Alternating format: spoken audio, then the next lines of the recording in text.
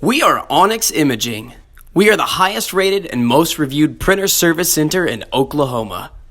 Hey there YouTubers, it's your girl Brett over here at Onyx. Today I'm going to show you how to change a waste toner on a Brother HL3075CW. So you're going to lift your hatch up, and just like you would change the toner or the belt, just go ahead and pull these out.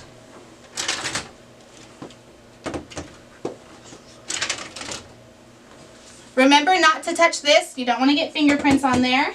And you don't want to get fingerprints on this. When you pull this out of your printer, be very, very gentle with it. You don't want to knock it around.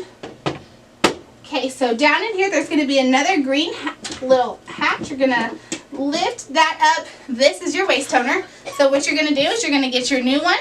You're going to just stick it back in here, and it just sets on top. So it doesn't necessarily click in, but it stays there. So then you're going to grab this. Remember not to touch the film on here. And you're going to gently put it in the printer until it clicks. And then right here is going to be your color guide. So just make sure you follow those when you're putting your toners back in. Magenta. And remember not to touch these.